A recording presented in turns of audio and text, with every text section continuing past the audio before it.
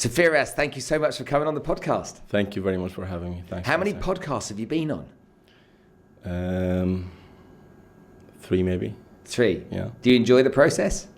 Yeah. Getting into it's always natural, so yeah, it is. Yeah, just a.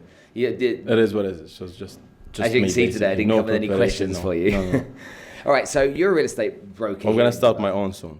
Are you? I bought all the stuff probably Excellent 4 stuff. months back. Oh, cool. Okay, that's really good. Can I come on your show? Yeah, man. Of course. Yeah, man. Yeah. So, real estate broker here in Dubai, run a successful business called Fan Properties. Yeah. How long has the company been going? Over 10 years. Just over 10 years. And so we celebrated our 10th anniversary 3 months back, I think. Oh man, congratulations. Yeah, thank you. Lots of companies don't make 10 years, do they?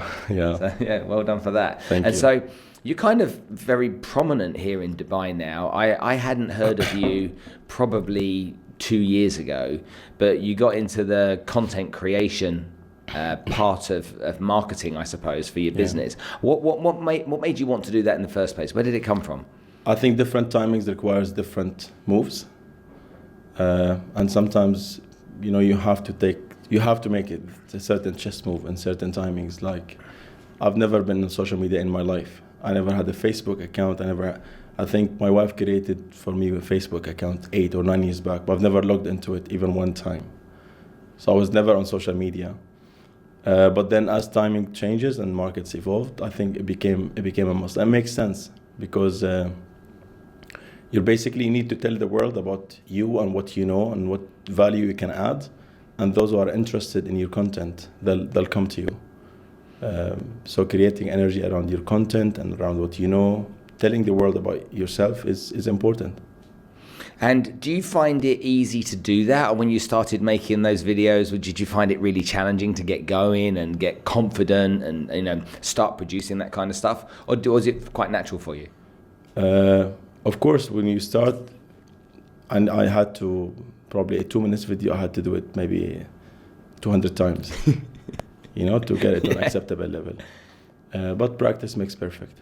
It wasn't really challenging for me because I knew it's just the process of you have to keep doing it until you perfect it. And even now, I just keep getting better in the process, right? And do you enjoy doing it when you know that you've got to put some time aside for filming? Is it something you honestly enjoy? I can only do it when I enjoy it. So yeah, I love it. Okay. And do you script it out or do you just shoot from the hip? No, never. So that's something, it's in your mind. I think it's a big mistake. I think it defeats the purpose. It's no longer a great value of my time if I have to sit and prepare and script in a way. I mean, it depends what the video is about, but in general, I think even this is for anyone who wants to start.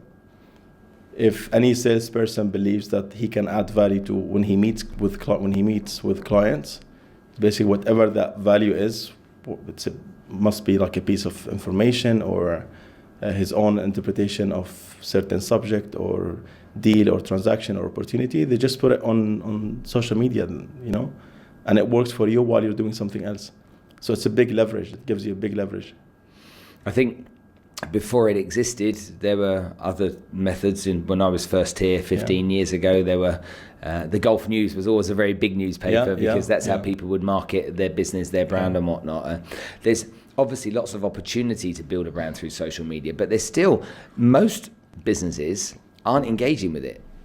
Most businesses aren't. Lead generation is one thing, but brand building is another. And so you've seen a few people dip their toes in the water. You've seen a few people kind of have a go, but not many have really gone kind of up to their neck in it and said, right, I'm in it and I'm committed to it like you have. Is there anyone else you look at and you say, what's interesting is that I've seen many people started, then they kind of slow down, and then today I barely see them. Mm-hmm. So I know that, the keys to make anything a success, I think it's classic. The recipe works everywhere and every time. You need to be consistent. That's a no-brainer. If you're not consistent, you're never going to make it work. And before you do it for a consistent period of time, you can't even judge whether it works or if it doesn't work because you didn't do it long enough. I agree with that. So when you think about that, as you're talking, I'm thinking about the companies that you're making that point about. So They start with kind of, it takes a while to get their confidence to do it, and then they start, and then they don't see some form of impact or ROI on it straight away. And because they're not seeing the ROI, they're not seeing the result, and they're not getting the feedback they need, they go through that process of, oh, well, maybe we'll stick to what we knew anyway.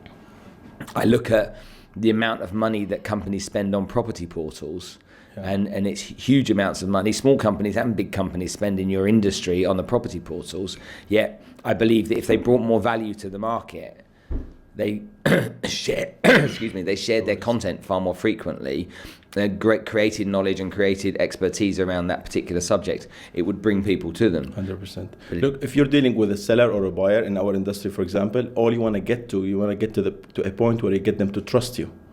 Forget the actual deal that you're trying to sell to them. If you get them to trust you at a generic level, in a way, they get to trust you as a real estate expert. So you're talking about real estate, about market dynamics, not about that particular property you're trying to list from them or to sell, or to sell to them or to sell for them. If you get to the point where you get them to trust you by way of sharing your content and sharing more about you, that's the time. If we tell them sell at this price, that's the market price, they're going to sell, and buy at this price, they're going to buy. Mm-hmm. So, and I think the best way to do this, you don't get the chance to actually call people randomly or call your clients and try to talk about different subjects in the market, but you get to do it through social media. And also, when I started, I never focused on the end, because it's a mean to an end, right? I never focused on the end results, never. I tell myself I'm doing it, and the value that I'm getting out of every minute doing it is the fact that I'm learning. Mm-hmm. And that gives me some sort of a satisfaction that I'm learning and I'm progressing, and that what keeps me moving. But if I do it, and while I'm doing it, I'm thinking of the end results, then it's kind of frustrating. Mm-hmm. And then it needs a lot more of willpower for you to continue. Yeah, I agree. Now, for the people that don't know you and don't necessarily, from overseas maybe, that don't necessarily know your company, FAM is one of the biggest real estate brokers here in the UAE. Yeah.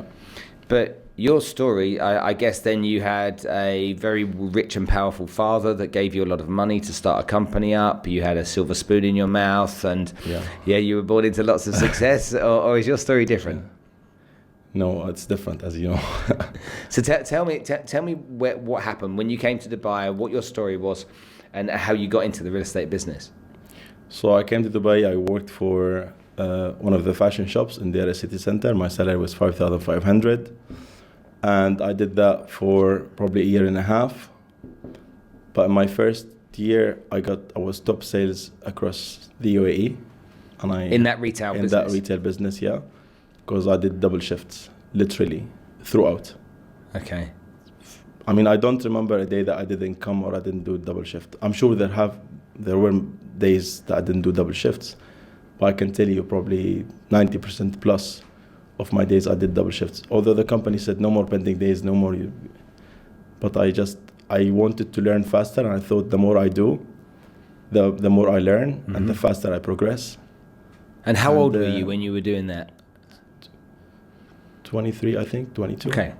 Yeah. And that had that been your first time of living overseas? Yeah. I went to Saudi twice prior to that, but it didn't work out. I was looking for a job, worked a little bit in a gym as a gym trainer, and then that's it. I went back to Syria, and then I got the job for an interview I made in Syria. So you come to this store, you want to learn how to be really good. Did you get commission selling stuff in the store? No, I think I never focused on. I just focused on one thing. If I do it right, I'll become the best at the business I'm doing, and naturally I will earn the most. This is my thinking process, basically. I used to bend down and tie shoelaces for people, although I wasn't asked to do that. But I would do that because I want every single inch over others. Interesting. Yeah. And so how does a guy go from learning and wanting to be the best he can be at his job in retail to then stumble into or strategically move into real estate? I definitely felt that the ceiling is too low for me in a retail shop. Uh-huh. And 2/3 of the world cranes were in Dubai. And I just didn't want to be an audience. I did many interviews. I literally walked into an interview, I remember, through one of my friends. And I literally walked into an interview and I sat on the chair. I didn't say anything, a word, not even hello, not even, I couldn't reply to them. And they asked me 2 questions and I didn't say anything. I just got up and walked away. And my friend said, never ask me again to hook you up with an interview. So I did many interviews, but then I think I got into insurance, brokerage, or real estate. And I chose real estate because it's more tangible. Okay. So you went. Which company did you work for? Do you remember? Yeah, it was called the Business Real Estate. Okay. So basically, it was only commission based. Yeah. So I couldn't make the shift. So I took my vacation. I remember my friends went to Goa. I went to real estate. I took my vacation. I did, I think, about 20 days or 25 days. I liked it. I looked at the people around me. I was like, okay, if these guys are doing it, then it's a no-brainer for me. Uh-huh. I can definitely take this over and beyond. And I started, and then the minute my vacation was over, I went back, I resigned, and I joined the real estate full-time. And you were selling off plan, Leasing only. Leasing only. I was like a headless chicken with a fountain of blood hitting 4 walls. So Bags of enthusiasm. Because it was 2007, I think. So, I mean, the market was a loony market, like was crazy, by all means. Like you would have people queuing to buy property, and the guy end of the queue would pay the guy in front of him just 50,000 dirhams just to take his. So for me, it was too much to comprehend. So anyway, I was only doing leasing. It's almost, when you think about it like that, it's like almost like the comparison to the Bitcoin rush, isn't it? How real estate was back then. Yeah. Everything was just going up in value all the time, and you know, if you didn't buy now, you were going to lose an opportunity. Yeah. So you took an apprenticeship essentially. You learned about real estate. How long did you work in real estate before you kind of felt accomplished and you felt like you knew what you were doing? What do you mean? Well, when you join an industry, sometimes it takes a while. You got to learn stuff. Work out the business development aspect and the industry aspect as well. I think I did about 2 months in this company, and then one of my investors, he had a company that one of my investors, as if I had too many investors. So basically, his name is AB Karim, and today he's one of my best friends. He's from South Africa. So he had a company that basically he was just closing down because he didn't have time, to come here to Dubai. They had a plan probably to move to Dubai, and then he had a GM here in Dubai running the business for him. Anyway, it didn't work. They were closing down. I remember I walked into the office with him and his brother, Zahid, and they had probably 4 or 5 months, I can't remember exactly, left on the rent. And I said, let me try.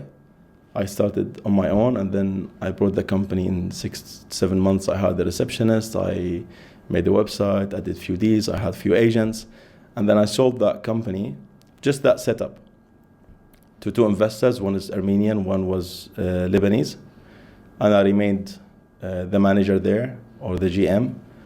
I brought the company up to probably 34, 35 people, and then the partners went into a legal conflict. They decided to part ways. I just didn't want to be part of it, so I left. I joined one of the largest developers. I was let go after a few days because of the recession. And then I joined few other real estate agencies, some for a few hours, some for a few days. Really? I just couldn't go back. I just couldn't go back. I was a GM of that company, and I couldn't go back to becoming just a broker.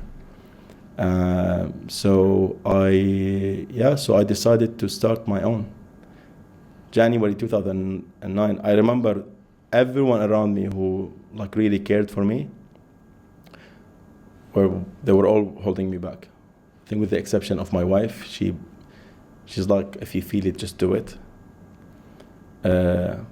but of course, out of caring, that's why even my dad was telling me, look, you've made a bit of money, just get a stable job and relax. Yeah.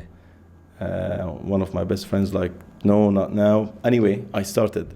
So I took an office, I signed one contract, 3.5 years, shell and core office. I did all the fit out.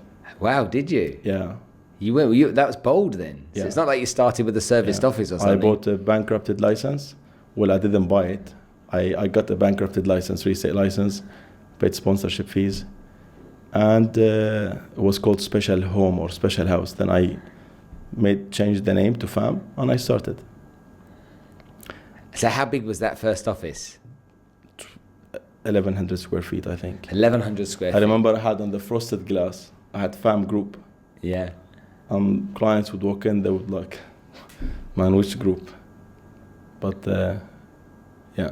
And in those early months, the first kind of 12 months as you were going through that, did you have some scary times where you thought, shit, man? Yeah, but I think that keeps me, I think I managed to associate pain and pressure to success in a way. I don't know how. Because the minute I'm going through these and I feel the pressure, I feel that I'm not in my comfort zone, I feel the pain of working late hours, I know in the back of my head that means literally success. Like 1 + 1 = 2, and that means success. I know if I'm in that zone consistently, I'm gonna end up in a good place. I get that. The more pressure you put me under, the more I react. Yeah. The more responsive I am. Yeah. It's almost like it's where the adrenaline then gets chucked out. And the fact that you feel the pressure. Yeah. You know? Like some people don't feel the pressure. Many people are under pressure in reality, but they don't feel the pressure. Mm-hmm. And a lot of people, you know, life is short. Yeah. But then there's that chunk of the population that feel the pressure, and it gives them massive anxiety and negs them out, frightens them, depresses them. For me, it's like put me in a corner and see me come out, punching type of thing. Exactly. I'm better in that place. Yeah. Okay, I understand that. So, can you remember your first employee? Her name was Michelle. She was from Philippines, receptionist. I still highly regard her. And she put her faith in you, oh my new goodness. business. You know what? You asked me if I went through a pressure at the beginning. I feel bad for whoever worked with me at the beginning. You know, I was like the most edgy, like I was at the edge 24 hours. Really? Yeah, on my toes. I cannot tell you enough. I mean, now when we hire or when, new people and we're in kind of big meeting, Tariq tells me, man, these guys, they haven't seen you for 7 or 8 years back. You're like a honeymoon now.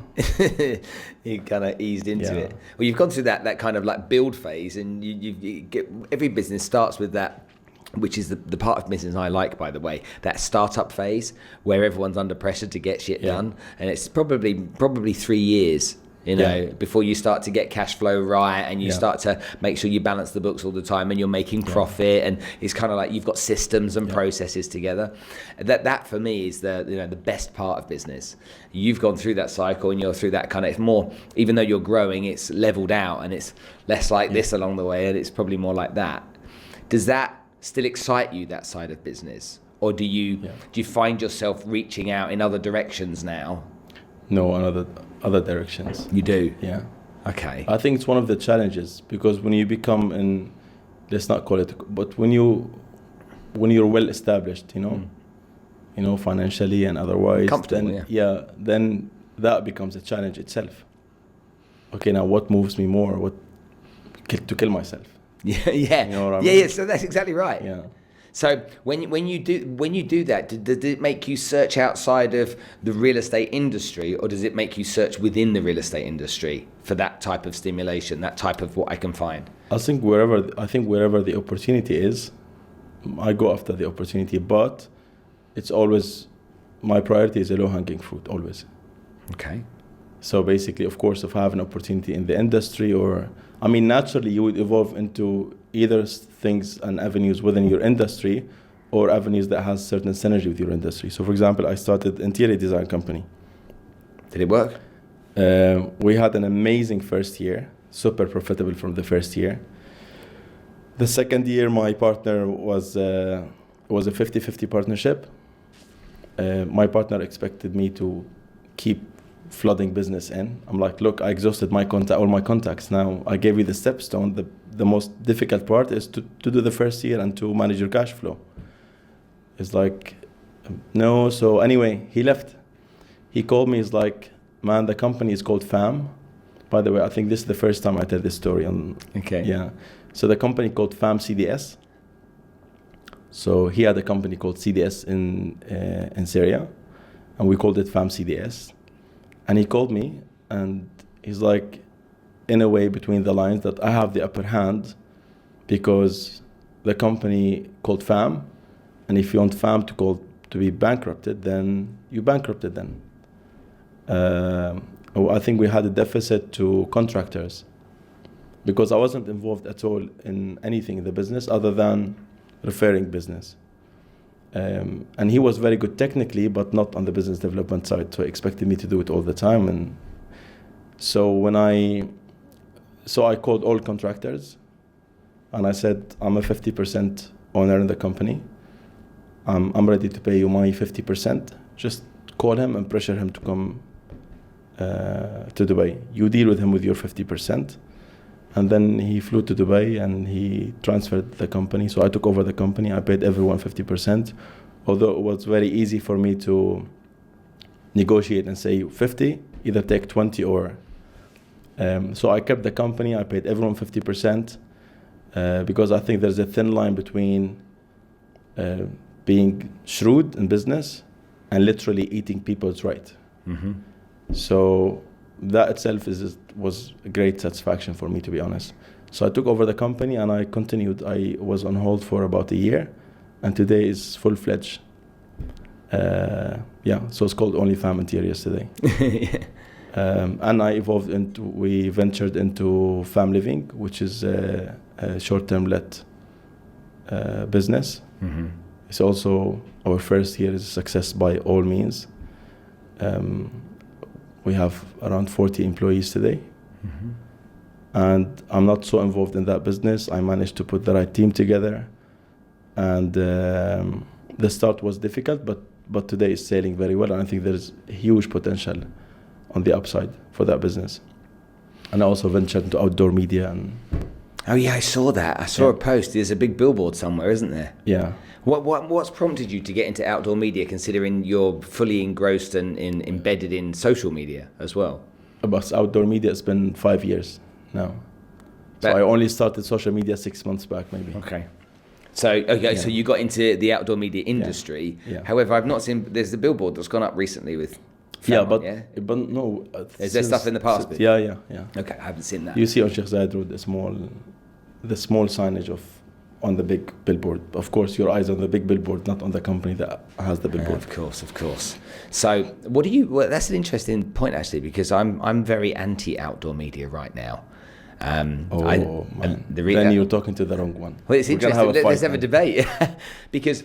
For me, I don't know, let's say we were buddies and you said, Spence, come pick me up from the airport. I've been on a business trip and I go get you from the airport and we're chatting on the way in the car down the Sheikh Zayed Road. My assumption is that you're going to be staring at your phone in the passenger seat as we go down the road, which is what you do most of the time anyway. And I'm driving. And so what am I looking at? I'm either looking at the road or I'm probably looking at my phone as well, because that's what people do here. Are people giving the attention to billboards that they might have done 10 years ago? No doubt. You believe? If you're not on certain locations, Sheikh Zayed Road, the Golden Mile. If you're not on Sheikh Zayed Road, you're not in Dubai. That's why you would see Uber, Property Finder, Dubizzle, all the big players, online players, are on Sheikh Zayed Road. So how do you measure it? How do you measure the ROI on? I think the impact is enormous. In fact, when I put my signboard, when I put my face and on the outdoor, I went to Google Analytics and I saw the number of people, and it was like literally the chart was like this. People Googling my name. Googling? Yeah. Do you think people Google as much as they used to, or do you think people search on social media for stuff now? I don't know. I think people talk to Siri now. You know. Okay, Today, so Google, you you don't really Google. You just, you know, whether it's an iPhone or a Samsung, whether it's a Google or social media, you're basically searching online because you've seen something on the outdoor, and especially outdoors also on Sheikh Zayed Road associated to, not anyone can afford to do it, right? Okay, it's expensive.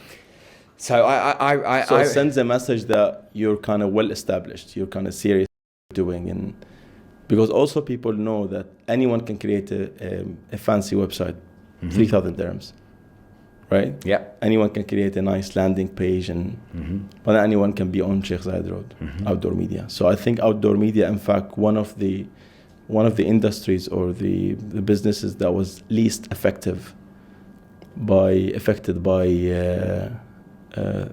you know, the tech revolution, if you want to call it. Okay, so I have a Facebook Live every Sunday night, and then some people say to me, can't you do live at the same time on Instagram? And I was at first, well, I do a Facebook Live. It's called a Facebook Live. I'm on Facebook. Yeah. Just come off of Instagram and go to Facebook and watch me there. Yeah. And people would say, yeah, but I don't want to come off of Instagram and go onto Facebook and watch you. And I'm like, in my mind, it's like, well, just press one button and press another. It's on your phone. That's friction. That's what Gary Vaynerchuk talks about. He talks about friction. And so do I try and persuade everybody to come onto my Facebook Live, or do I make sure I'm live on Instagram at the same time? We know that LinkedIn has just launched live in the United States. It's coming here as well. So when that happens, it's important for me to make sure I'm live in the places that people's eyes are. Yeah. Rather than ask them to come to me, I've got to go to them. So when I think about billboard advertising compared to how it used to be, and think about where our attention is now, I mean, Vaynerchuk will even say that billboard advertising, by comparison to what it used to be, is nowhere near as powerful. So it's interesting hearing your comments on that. But it depends, that's why I said depends outdoor where. If you put an outdoor on Al Khair Road, that's nowhere near the effect of putting an outdoor on Sheikh Zayed Road. Also, so if you're on the Las Vegas Strip, you're on the Sheikh Zayed Road, you're at what do you call it? You're at Piccadilly Circus in London. You know, those places you believe that outdoor has massive value. Difference, But it's not valuable if you're putting outdoor in the back and beyond. It always adds value, but it's not like when you're on Sheikh Zayed Road. Your audience is different. The perception of what you're doing and how much you're spending is different. And I'm telling you, that's the biggest example. You have companies, I'm talking about companies that spends millions, tens of millions of dollars on online ads. And they still go to Sheikh Zayed Road every single year and put an outdoor media for them there. So, yeah. Interesting. Really interesting subject. If you look at all these, circus shows or the events and other, they all go on Sheikh Zayed Road. Although they are all over the social media. They do, yeah. But I think also part of this that, social media and the online and the tech revolution and we're still nowhere near where it is in the States, for example, or in... Yeah, miles behind. Yeah, I agree with that. Yeah. What do you think, what is your strategy from a social media perspective with FAM moving forward? I mean, we saw recently you just done some business or set up a business in China, is that correct? Yeah. So just started a lot of people talking about China, but not as many committing to China as maybe could, but you've gone over there and you've made that decision. When you consider how you use social media with China, for example, actually it's a really interesting debate. Have you heard of TikTok? So TikTok is an app that used to be called Musical.ly. And on New Year's Eve on the Burj Khalifa, TikTok had their brand on the building. Yeah. It's the first time there was a brand up there because they did a deal with Emaar, because Emaar want to get into China and TikTok's a Chinese app. Did you hear that? Yeah. So my daughter's on TikTok. And after being on TikTok for 3-4 months, she had 14,000 followers just producing content. So she's 17, so it's different type of stuff that you and I would do, dancing and stuff. Yeah. But when I look at what people have as a strategy for producing content and where they place that content, do you go deep into thinking about that? Do you spend a lot of time on that? Or are you in the place where you're like, I'm just going to keep producing as much content as I can on as many channels as I can so that I get more awareness? Believe it or not, I'm not involved much on the company side for social media. Okay. So all the marketing and all the online and the social media is done by my brother, Fatih. So he does the technical side of it. You just produce the content. No, for me, I have something called Project X, and that Project X is just me and my social media. So Tell us. It has nothing to do about what. Okay, so you're building the brand of Firas. Yeah, just me. Yeah. Okay, interesting. Why? Why? Why not? I think I have every reason. Like, I think I know why. I'm not sure everybody listening or watching might know why, but I think I know why. To me, it's strategically very smart to do so. Yeah. Because I think if you're not there, you're just not there at all. I mean, imagine, I think 5 years down the line, and this is something I said when I started, 5 years down the line, you compare yourself to someone who's been pumping content into the social media for 5 years. You're no one. As compared to him, you're no one, literally. Mm-hmm. You have no fingerprint in the market. Mm-hmm. So I think it's beyond the must. Did you look at what's his name? Wolf of Real Estate, Mohammed. What's his name? Wadia. When did you consume and understand what he was doing some time ago and look at it and think there's an opportunity there, or? But that's a great example of the book we spoke about earlier, isn't it? I'll tell you. I think everyone has every content has different audience, and my content is completely different. It has nothing to do with scripted content, and so I don't go and do ads and stuff. So it's a completely different animal altogether. But can you see how he wrote a book on the back of writing a book? He was the first real estate guy to write a book, and even the title makes me cringe, but nonetheless, he wrote the book, and his position in the market, even though his real estate brokerage, I'm assuming, isn't very big, but is relatively successful. I like what you said now when we're having a quick discussion downstairs. At least he's doing it. At least he's done it. So that itself is just impressive, hats off. He's done it, Yeah. People respect that, don't they? So Project X is about essentially building the brand of Firas, demonstrating that you are the market leading expert in what you do, and the go-to guy, yeah? Honestly, Project X for me is just to put content, which is basically my knowledge and my experience, on social media. I don't overthink the ultimate. I want to be the... Why not? Because now I also have other priorities. That's one. 2, I'm very new to it. Spend 5 to 6 months. But I know there will be a tipping point where I say, this is what it takes, and then I take off. What advice would you give to one of any of the competitors that are in the marketplace, based upon your journey so far? What advice would you give to anybody that's thinking of starting producing content, and what they should and shouldn't do? I think the easiest, the shortest way to start is just to tell yourself that, okay, I can sell because I know something, and that's something that I know, I need to put it on social media. So I think people should not script. People should practice a lot how to communicate and how to convey the message, and how to probably stand in front of a camera or a mic. But they should not spend time scripting. It's then the ROI goes... If people spend time doing that. Yeah. Instead of spending time scripting, spend time learning something that you can actually practice, and you know that it works, and then you put it on social media.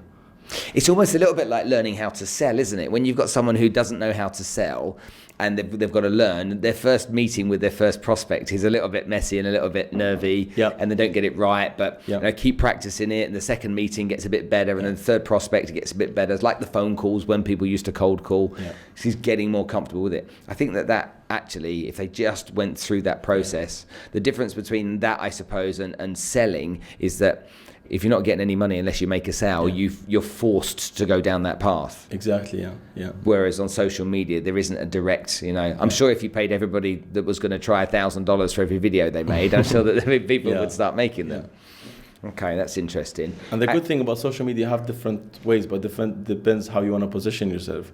I mean, you can still do social media as just, like a cool guy who's, sharing what he's doing during the day and sports and nothing to do with real estate. And then once you have the right knowledge, and then you can always start, putting, the content of what you know. Okay, back to real estate quickly. When you look at the real estate industry here in Dubai, yeah. All right, I just want to talk about a little bit about what's actually happening. There's a huge amount of off-plan stuff being sold. There's still the secondary market that seems to struggle to some degree. People needing to put a 25% deposit down, although with off-plan, a lot of people are being able to have payment terms that are much more appealing over a period of time. The rental market, the prices have come down over time, which I think is only good because this isn't Kensington or Chelsea. This is Dubai after all. We see the population increasing. So if the population increases, then eventually those properties are going to be filled. We see a lot of people talk about there's not enough low-cost housing available for people that are living here. Take your I own a real estate brokerage hat off. Yeah. I'm a successful real estate guy. Just talk just from the heart. Okay, what do you feel? What do you sense when you look at the market here? Look, I think certainly the market in Dubai is being built as we speak. So it might take few more cycles for the market to mature. In a way that allows us to start to plan more steady, basically. Today the market is evolving. I think, when you talk about regulations, when you talk about trends like the post-handover payment plans, the regulations that had to do with the visas, the regulation that had to do with the DLD fees, the regulation that had to do with how much the developer has to build before start selling. All of these things have an immediate impact, and I think we have to be always on standby to immediately react to it. Otherwise, people will lose a lot, I think. And when it comes to supply and demand, honestly, it is what it is. We have an excessive supply. For me personally, I think the excessive supply is coming from the master developers who are mainly government or semi-government. That means the government and the semi-government have skin in the game. They're not telling you invest in Dubai and they're investing elsewhere. But definitely they don't have a short-term view. So those who have short-term view, they're scared. They're not very comfortable. Okay, fine, just side park and watch. Those who actually have a serious view to the real estate, it's never a short-term game. It's medium to long-term. I think Dubai will definitely get to places. I think what Dubai has built so far can tell you that how serious their plans are and how serious what they've already accomplished is. Do you think there's a likelihood that the 25% loan to value deal will change? I think we should not touch that. I think we should focus more on bringing more demand rather than tempting the current demand to actually take more exposure. Okay. Because exposure is dangerous. That's a really good point, actually. So do you think there should be more effort put into opening up the visas for 10 years for everybody?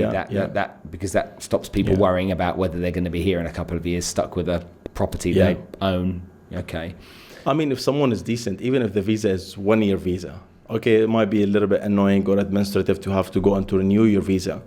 But if someone is living a decent life here, I mean, I know many people have been here for 30 years or 40 years. I don't think anyone was just let go or asked to leave the country just because they were so decent. Do you know what, though? Do you remember when you were first here? Yeah. The visa thing was pretty scary. When you're first here, you arrive in this country, it's like medicals, visas, and it's a bit, when you've never done it, it's a bit of a process. Even though we've been here years and it's like, visa renewal just needs to be done. I think that if you come here and you work for a company and you go through that visa process, I think for the first couple of years, people are wary.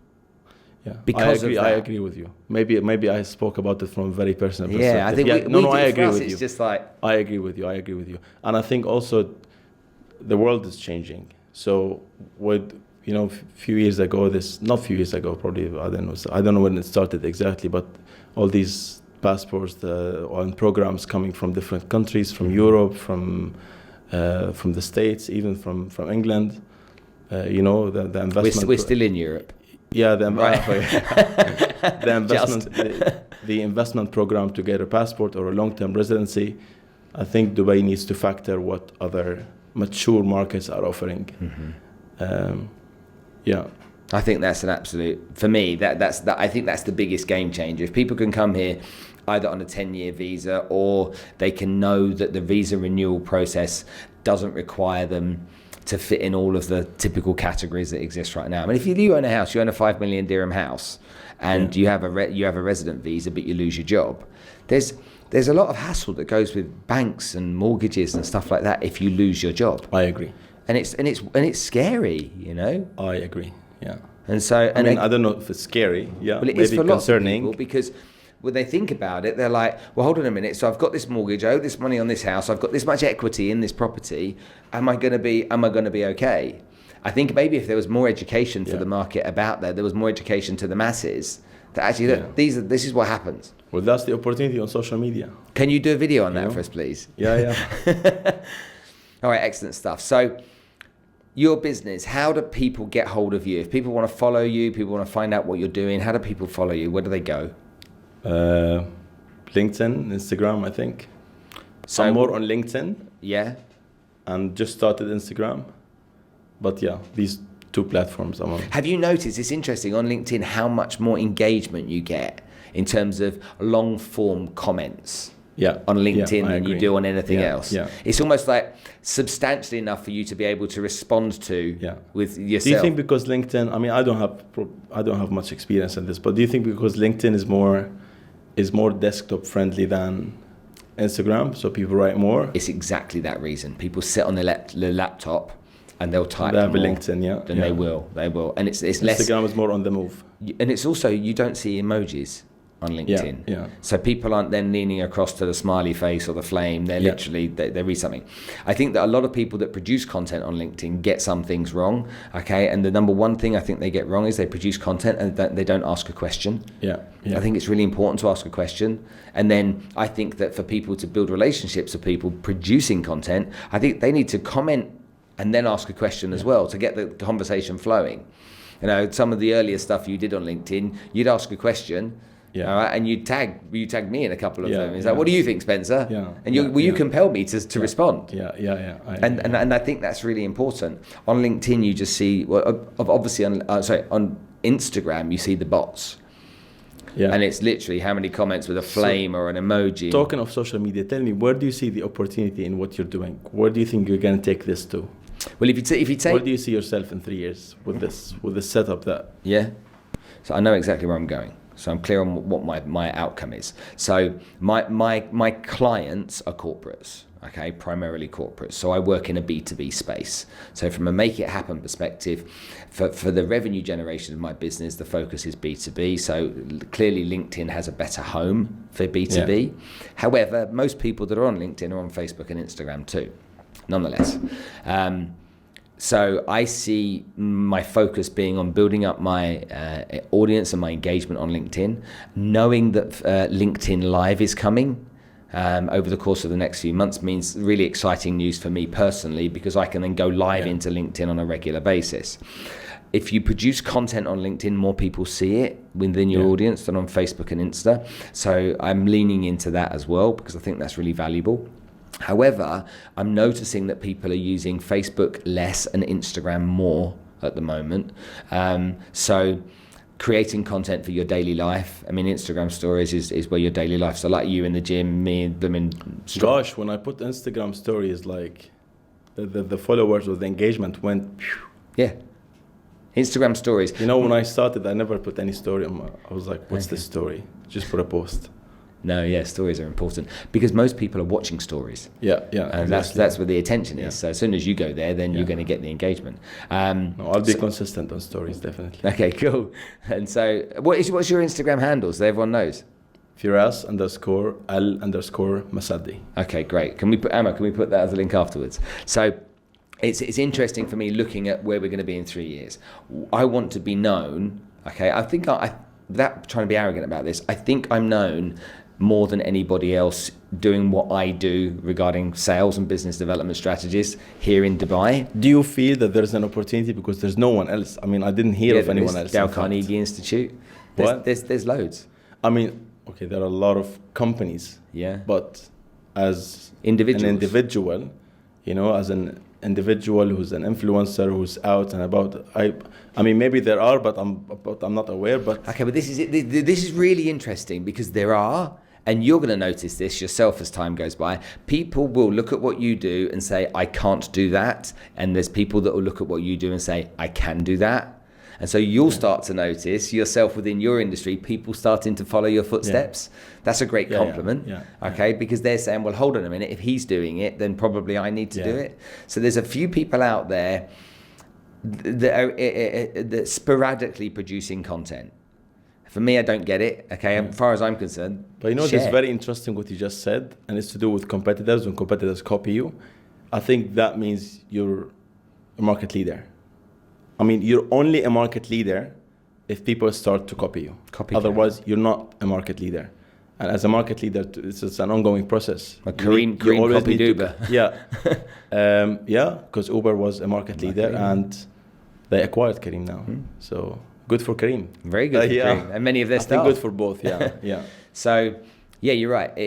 Being positioned. I mean, at the end of the day, there's an argument in your industry between who is the biggest, the best, and there's these different measurements. I wonder why everybody's is vying on different levels to be the best. Maybe it's a confidence and an ego player. Maybe it's I don't know, what is it? Because I saw you posting some stuff a while ago about, doesn't matter about this information, this is the information that matters. See, I was very particular actually, because there's an industry of awards now. Yeah. You know, like, and a lot of them are paid for. Exactly. We're bombarded by, you know, companies that give awards and say, okay, I mean, we just mentioned one now downstairs. Yeah. Right? Yeah. The juicy was 20% and 80% were basically paid or compliments or so just all I was saying that the awards that we earned is purely sales driven, which means execution driven. It's not because we won an award because of a perceptional aspect of our business. Looking office.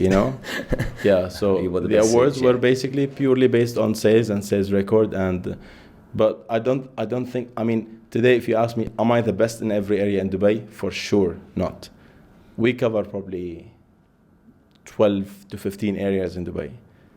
I'm not even in probably 20% of Dubai. Not even in 20% of Dubai. But we're in prime areas, the most lucrative areas. But we're not even covering 20% of the real estate market in Dubai. So how can I say I'm the best real estate? No, I'm not. I'm the best in what I do.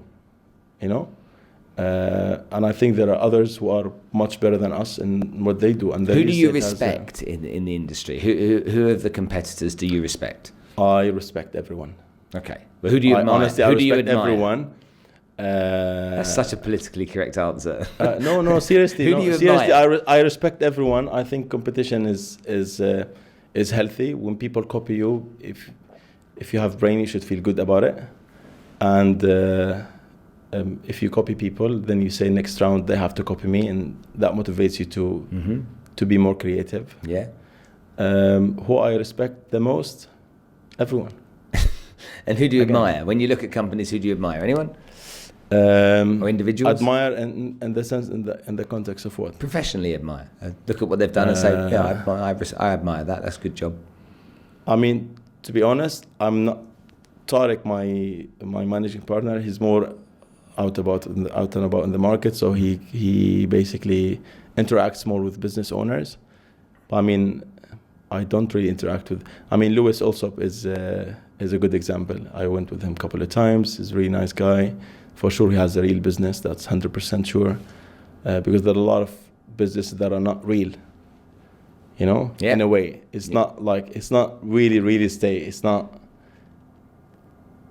You've seen. That's why you've seen some companies in Dubai went up like this in 1 year, and went down like this in the second or third year, because their entire business was based on one connection that exists in one of the master developer offices or whatever. When that connection was broken, that's it. The company collapsed. I